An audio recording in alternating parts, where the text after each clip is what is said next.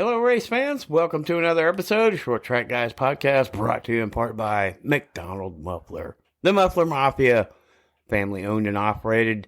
Mufflers, converter shocks, and more. Give them a call. They'll hook you up. 251-661-1043. That's McDonald Muffler in Mobile, Alabama. And alongside two other Short Track guys in the studio, as always, Jim Pokrant, driver of the 07 Can'tQuitFishing.com sportsman and 2021 Sportsman Champion, and Ted Baber Video Productions. What's up, guys? How we doing? What's up? Yeah, we've got a big weekend coming up, as always, in our short track world. Every Wednesday we get together and lay this out. We've got upcoming weekends, and then we've got recaps from the weekend past. We're going to get into a big weekend coming up here locally at Five Flag Speedway in the Alan Turner Pro Late Model Race. But we're going to go, and I think Jim's got something in the stable there for this weekend, too. Yeah, we're racing Friday night. It's going to be an interesting show. Got a new motor put in. Everything should be good to go. I hope I got something for him. Last race, I couldn't find my butt with both hands, so hopefully this time I'll at least be able to find it with an ice pick. But it will be pretty good, I think. We found a couple of issues with the chassis. My chains on the back broke, so my rear end hung down. I think we didn't get our cups in right. I think we had some issues there, so it'll be okay. I think we're going to have fun. That's what it's all about. Come out Friday night and watch us have a good time. Cheer on the 07 Can'tQuitFishing.com. All pools, Emerald Coast Remodeling and Trim, Ted Baber Video Production, Premier Window Tinting, Chevrolet Monte Carlo. So we're going to have some fun. Thanks to all my sponsors. Appreciate everybody who helps me out. Will came by the shop this week.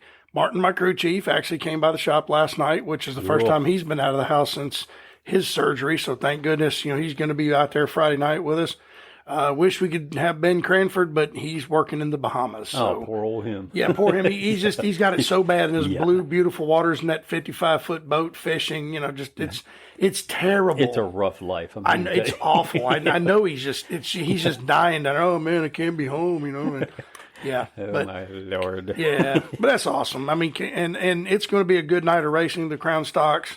The pure stocks. And Alan Turner race is going to be a barn burner. There's some good cars coming, good drivers. And I was kind of hoping maybe Bubba would show up with that 9 car, but, I haven't heard anything, so I'm not going to say anything. But, Crown Stocks put on quite a show. They're getting 3 wide coming in. Yeah. Well, that car that won that race, he's not exactly than everybody else in. Stock. So I heard a rumor they told him not to come back, so I don't know how true that is. Yeah. Well, after the first event with that series, what is your assessment now? It's going to grow. Yeah. Chenard built 7 cars, and I think 2 more are going to show up this week, and there's a couple more coming. And I got a guy from Panama City that built one for a dirt track, but I think he's going to bring it. So I think that class will be 25 cars before too much longer. Yeah.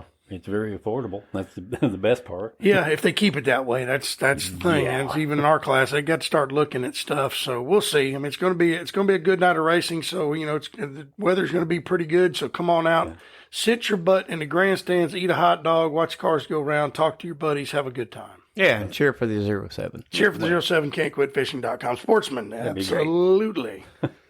Well, we had a couple of races from last episode that we were going to cover, but unfortunately, I think Mother Nature took care of one of them. One, Cordeal. Yep, Cordeal, which we were anticipating having a big weekend back-to-back on the same day, but it almost took care of the other one, too, so I got to tell you. Well, we had a little bit of rain, yeah, but I tell you what, I'll give the SRL Sportsman Series and Late Model Series a thumbs up. Yeah. For a great job. Good Ricky show. Brooks, you guys did an awesome job with that series. I have to say I bought an SRL shirt because I was so proud of that. When the rain came, they reset the schedule. Right. They put it out to everybody. Everybody knew what time. They were on time starting the races. But, the sportsman guys decided, of course, they're late models, decided they wanted to crash a lot. And the Mobile crew had a hard time and I got to understand, it was muddy. I mean, we almost got stuck in the infield leaving. So I can understand. And, but the trucks couldn't get to the cars that went off the track. They had to sit on the track, so they had to red flag the race 3 times. Yeah. But a great race nonetheless. Well, we've seen it before, those conditions over there, especially off the backstretch. You get off the track, you pick up speed. Oh, yeah. You get in that grass, you're gaining 20 miles an hour. I've seen them eat those Jersey barriers and just destroy race cars. Yep. I wish they'd put a wall around that place. I know everybody says, oh, the wall destroyed my cars. You hit one of them Jersey barriers at 100 miles an hour and tell me which would you rather do, hit an outside wall or the Jersey barrier? Yeah. I think the outside wall. People are like, well, we had to rebuild race cars every time. I said, when you launch 50, 60 feet in the air and you land, you're going to have to rebuild a race car anyway. Right. Plus, the wall won't break your back like that landing will. Ask Gerald Wilkerson about that. Did see a sand pit on 1 and 2. So, 1, 2. That helps, but you got to get rid of all the grass. If you're going to do that, you got to make a sand trap out there so the car goes off and just and slows down. But in the SRL late model race, our boy Bubba Pollard did it again. Yep. The GOAT got another one. Mm-hmm. He was fastest qualifier, fell back a little at start to third, then got back to second, and then the fog started coming in. Yes, it did. And they had a restart. He was second outside of Stephen Nassy, and it's almost like he clicked the go button. Because I watched him on Race Monitor. He was faster than anybody in the race. He could go when he wanted to, and he wanted to back off. He did. And I almost willing to bet Andrea, his sister, said, "Listen, there's fog coming in. On this next restart, you've got to get the lead because they're going to call this." And sure enough, if he didn't get in lap 75, they threw the checkered because it was so foggy you couldn't see the front straightaway from the front straightaway. No, the spotters are having a whale of a time trying to see their cars and guide them through whatever was coming because there was a pretty good bit of lap traffic before it was all over with. So the fans couldn't see. Right. And if the fans can't see, the officials can't see. And then all it takes is one car to get sideways in front of everybody, and then somebody gets hurt. So they did a good job calling. But I don't think anybody had anything for Bubba Pollard. No. Yeah, that's what I heard. I mean, if the fog would have not come in, I think, from what I'm understanding, he probably just walked away with it anyway. Well, there was only 50 laps left. And, I mean, he walked around Nassy on the outside. Yeah. I mean, he went down into turn 1, and he was outside of him, and he come down the back straightaway, and I heard the crowd cheer. They love Bubba Pollard. They cheered, and then by the time they come off 4, he's a car length out and like A, B, C. So good racing. Thumbs up to the SRL series. Yeah. That's 2 races I've been to. There's the Rattler and this one. Professionally put on shows, good crowds. Yeah, absolutely. It was great. Yeah, good job, Gina. I mean, again, Gina Knowles over there, that promoter at Mobile, just kind of doing what it takes to keep short track alive. And wow, my hat's off to her. Keep it going. I hope she does.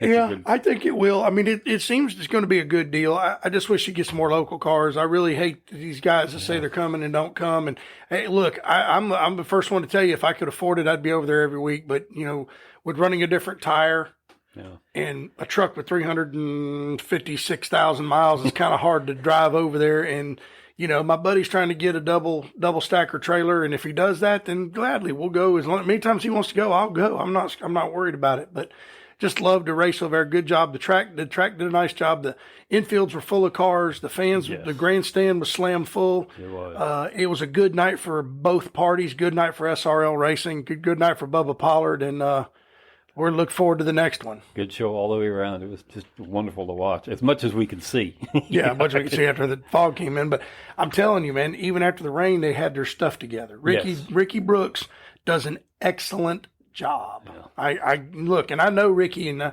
I'm not saying it because I know him. I'm saying it because of what I've seen the last 3 times I've been to an SRL race. Yeah.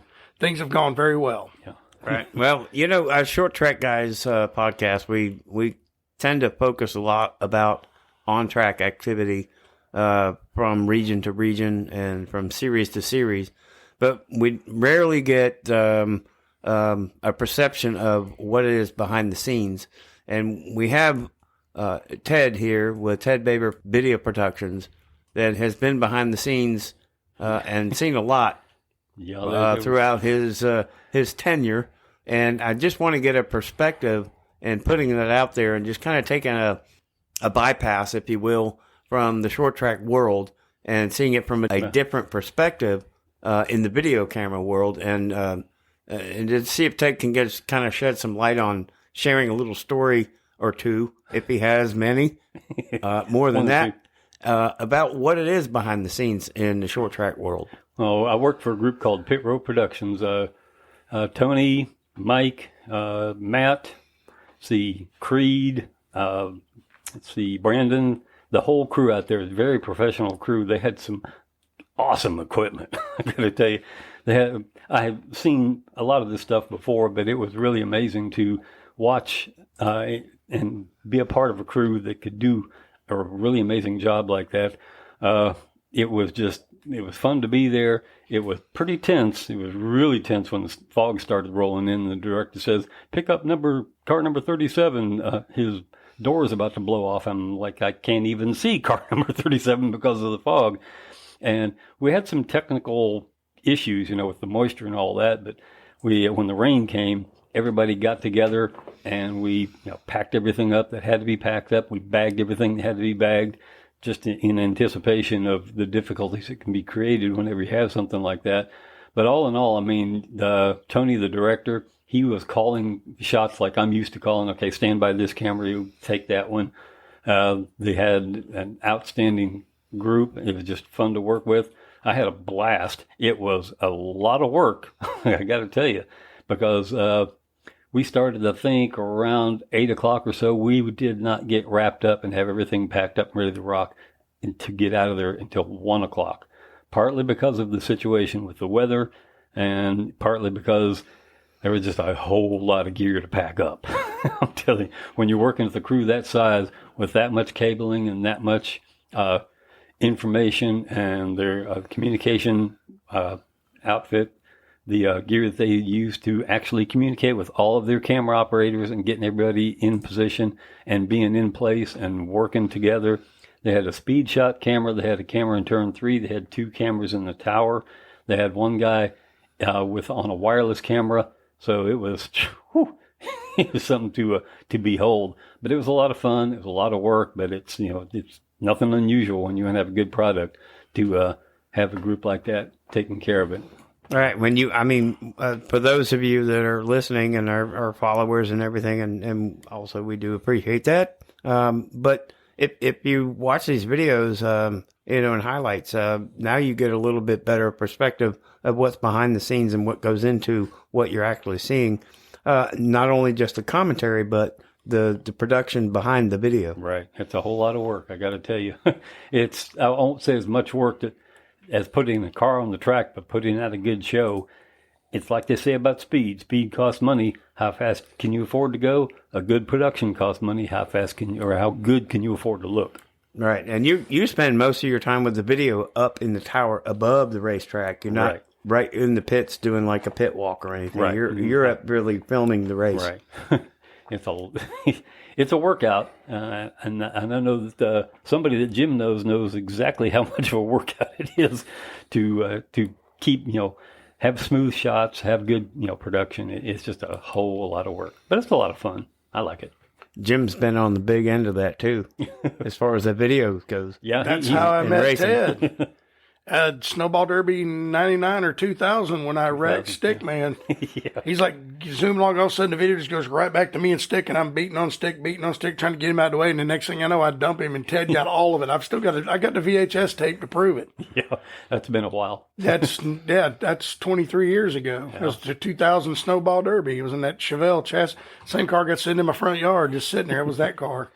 Because I remember forgetting, it wasn't even 5 laps in. The front fenders are all caved up. The hood's shoved up. I done beat on everybody. Everybody but the pace car. I think I hit everybody but the pace car that night. But I made the show. There you go. That's the important part. From 17th to the 3rd.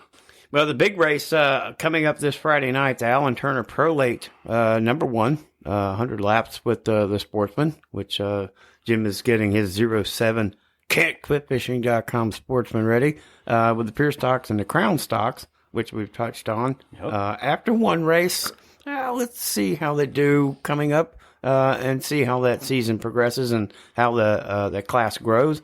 But there are a couple of drives that are coming in here for this Alan Turner Pro Late Model Ace that I want to make mention to with the Rackley Roofing and Willie Allen Racing, Carson Brown and Dawson Sutton. The 25 and 26 respectively.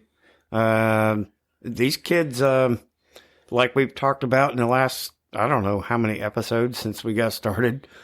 These kids come in and they go. Do we see these two like what they're showing now and what they have done in the past? Are they the next two that come in and go? And we'll see them like running into the Truck Series and Xfinity and on to the top tiers. Yeah. It's possible, but they'll be here this Friday night, and I'm just going to try to throw out there your thoughts on these two, young cats that we've been watching here.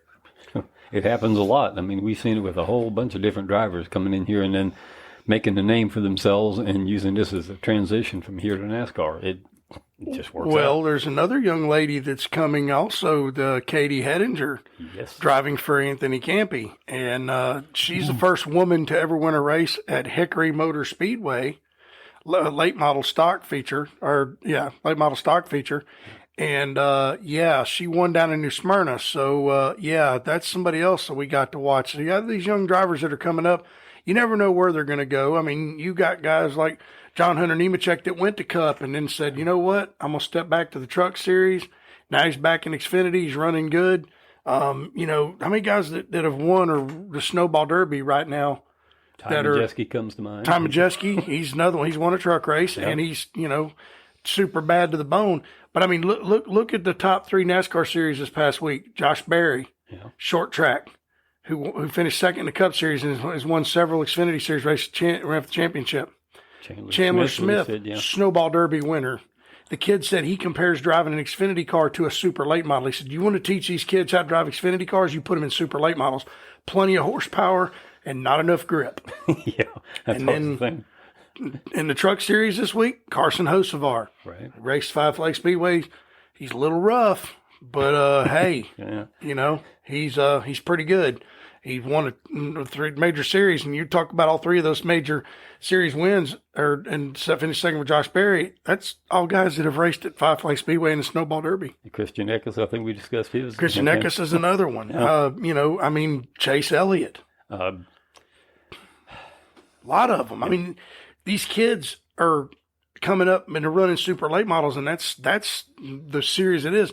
The pro lates is where they get started, but they're going to have to get into a super and get the job done. You look at some of the drivers that have come through that series, and particularly with that team, that Rackley Roofing, Willie Allen Racing. Willie Allen was over here in the Snowball Derby, their Snowflake, in that Napa car, in his own equipment. But I think he maybe have stepped aside and gotten with Rackley Roofing and putting these kids through it. And I think some of the guys and girls that we have talked about have been through that system. Yeah, he's done a lot for Cole Anderson and some other drivers too.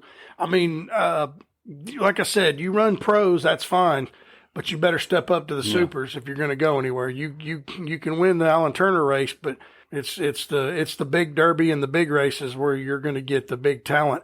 But it teaches these young guys car control, how to drive a late model, because the only difference between a super and a pro is basically the motor. Right. More horsepower. But a super late model, woo, you better hold on to that thing. That's a big step up there. Oh, yeah, big horsepower. So it's going to be interesting to watch these kids come up and see who makes it and who don't. Yeah. Who goes on to be engineers. Some of these kids, they may get out of the driver's seat, but they're still involved with Cup teams. Oh, yeah. There's still a lot of them that are spotters. There's ones that are just test drivers. Some of them do anything that they ask or to be done to just stick around. Our good friend DJ Vanderlei, was an engineer. He's trying to make his comeback. I'm sure he's working really hard after he got injured. But, yep. And I want to give a shout out while we're talking about short track guys. Our own Jerry Bowman from Milton, Florida, is racing this Saturday night at Bristol, or Friday night at Bristol Motor Speedway in the Truck Series. Ooh.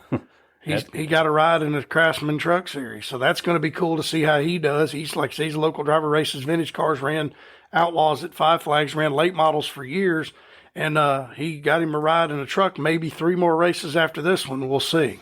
Somebody else had been pounding my head trying to come up with the name is Eric Jones, who's also a Snowball Derby winner. Yes, 2-time Snowball Derby winner. Because Chase got tossed that one year and he run second, so he won it twice. Once in Kyle Busch's equipment. Yep.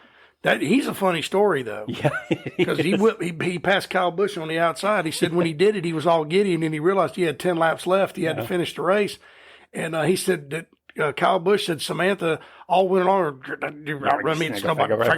She said either shut up about him or hire him. Right. So they hired him, and then he went on his rookie season to be truck champion. Yeah. So, I mean, yeah, and he's driving for the King, and they won the Southern 500 last year. Yeah. I mean, it happens. Yeah. I mean, the road to NASCAR for a lot of these young drivers comes from the Snowball Derby and Five Flag Speedway, winning Blizzard races or running up front. A lot of the short tracks, but man, our place over here is pretty prestigious. You can win a Snowball Derby, you can pretty much write your ticket to the big time. Because you really are running against the best of the best when you get down at this level. Oh, yeah. Race. Well, I mean, how many, minimum 75 super lates, 70 pro lates trying to make a 36 car field? Yeah. How many guys load up and go home? There's a lot of tears shed at the end of Friday night. I mean, Noah Gragson went home one year. I mean, a lot of the big name guys go home. Of course, they joke that the last chance race ought to be the Derek Kraus last chance qualifier because he's always in it. But, I mean, how many big names went home this year? A lot of big names from up north went home with their tail between their legs. I mean, it's the most prestigious race in short track racing. It's like the Daytona 500 of short tracks. Right. And the little one of that begins Friday night with the Alan Turner Pro Late Model 100, which is the road to the Snowflake, which is the big Pro Late Model race on Saturday night before the big Snowball Derby on Sunday. That's coming up with the Sportsman, which is Jim's going to take care of that win. Yeah, I hope and so. The Pure Stocks and the Crown Stocks Friday night. Now, I just want to run across a new era of the Solid Rock Carriers Tour. They're going to run for $30,000. Now, we've talked about this before with the dirt late models running for a living. And then there's not enough money really to go around because these drivers come in and out and leave. But a $30,000 late model stock race is pretty stout. It'll get your attention. At Tri-County. And when I was thinking Tri-County, I was thinking, which we're going to get into in just a second, here at the Washington track at Tri-County last week when there was a stellar weekend. But Tri-County is the old North State Nationals. Memorial Day is coming up not right around the corner, really. You're going to see a lot of that. And we're going to talk about more of it coming up soon. But that's a $30,000 to win race. I see it growing. Yeah. Well, I mean, the late model stocks, they're a little different. They're big perimeter cars. They drive a little different than a super or a pro late model. But $30,000 to win one of those, yeah, it's good money. Mm-hmm. They don't cost as much as a super to run one of those either. So it's a good deal. And that ought to be a barn burner because those guys usually put on a show. Yeah, and some of the races from last episode from Thompson and Cordele, which we had talked about the Cordele and Mobile on the same day.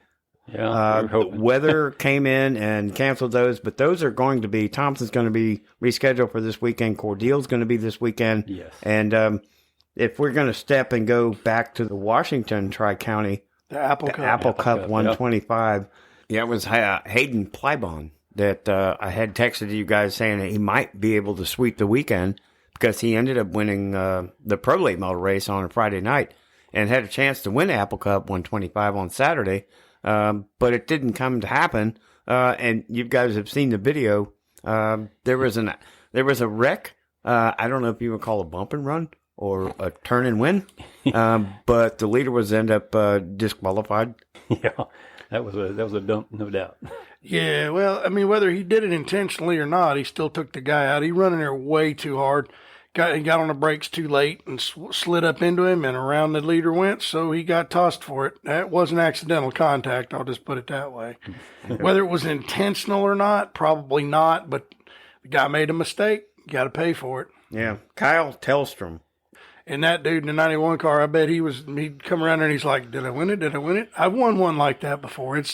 You're just like, wait a minute, did that just... Yeah. Wait a minute, what's the officials going to do? You're waiting to see before they pull you into victory lane. So, yep. It happens. And those names, we don't know any of them, but hey, we'd like to get to know you. And if you keep running, we're going to keep talking about those guys back there. And hopefully one day one of them will step up and move up. All right.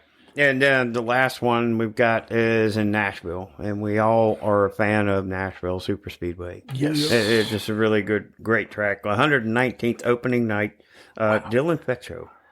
Dylan Petro is one of those guys that we have mentioned before. Takes over Hunter Wright and Bryson Schapper. Dawson Sutton and Carson Brown that we just got through mentioning finished 4th and 5th in that Pro Late Model race in Nashville Super Speedway. And these guys are going to be here Friday night. It's wide open for sure. Well, Dylan Fetcho is the Alan Turner Late Model track champion for Five Flag Speedway last year. And he's a former track champion in Nashville also. So, I mean, that guy's nothing to sneeze at. He's pretty good. I think if somebody would step up with him and give him a chance, I think he'd do pretty good in a super. Yeah. Get him a good ride. Yeah, I mean, there's a lot of young guys out there that don't have the checks to write, but there's a lot of talent. And, I mean, you look at Josh Berry. He didn't give up. No. Right. He ran late model stocks and late model stocks for Junior, and finally Junior gave him a chance, and he showed him what he could do. And then sponsors are like, "Heck yeah, we want him." Yeah. Right. Well, I like what Jeff Gordon has said. That he's. Josh Berry's got a really bright future in the Cup Series. Oh yeah, and I believe that he does. Well, the thing about it is he never drove the old car, so he has no bad habits from the old car to learn. You know what I'm saying? When you get in the new car, you're like, hey, this is all new stuff. And I'm sure since the last race Josh ran in the 9 car, they put him in the simulator and have been working with him. And he's a Chevrolet guy because he's doing a lot of Tire Pro commercials with Dale Jr. So his face is out there. Everybody knows who Josh Berry is. Oh, some other highly entertaining commercials. Absolutely. But I mean, it's, that's the thing. You come from short track like he does and you don't give up. If you got a dream, keep digging. Yeah. Don't give up. He didn't give up. He ran Junior's late models and made a living, paid his bills, driving Junior's cars. And then, like I said, he got a chance and he proved it. Hey, this guy's good. And then now he's winning races, was a contender for the Xfinity Championship last year. Get that opportunity, take advantage of it. Yeah. Oh yeah. But you got to have a personality. You can't be like the old days. Car ran good. Yeah, it ran good. What Dodge? You got to be able to talk, and that's yeah. You can't just, like the old days, the guys just wanted to race. Now you got to get in front of the microphones and, the Shell Pennzoil, Turtle Wax, Chevrolet Monte Carlo ran really well today. And we got to make sure I mention my associate sponsors, blah, blah, blah, blah, blah. And, you got to talk it up, that's what it is. Can't be like Darrell Wallace Jr. and go, they should fire me. I suck. Okay. Bye. I would agree. See you. But anyway, that's another story. Yeah, well, that's going to be April 7th after the Alan Turner Pro Late Model 100 with the Sportsman Friday Jim night. running the checkered flags down, pure stocks and crown stocks. We'll have plenty of that on Wednesday night of next week. Got the Outlaws coming up on the 21st, which is a couple weeks after that, which is, and the Pro Trucks. And, you know me. That's one of my favorite series anyway. But that's coming up in a couple of weeks after that. The 7th, Alan Turner Pro Late Models with Jim Sportsman, Pure Stocks, and the Crown Stock. Freeze, timeout, don't anybody move yet. Let's not forget the Grand National Super Series. Grand National Super Series. Yes, exactly. We've been talking about those guys a little bit. The very first, they had, on the 1st of April, they had their first event.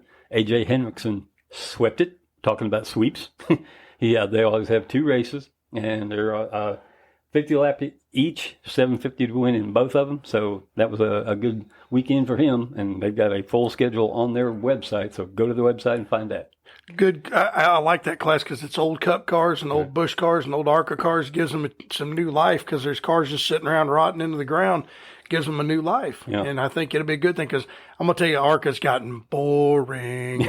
We need something exciting. It's something new, and hopefully that'll do it. They finished their season at Rockingham. Oh, boy.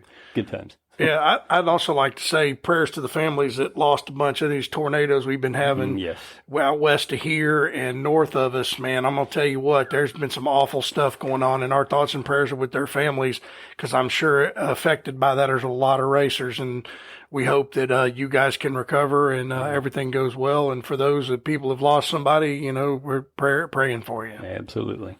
Always a good thing. Yep. Absolutely. Yes. Yep. I love it. Well, keep guys, in their hearts and prayers. Yeah. It's short track racing all around. Yes. Every week. Yep.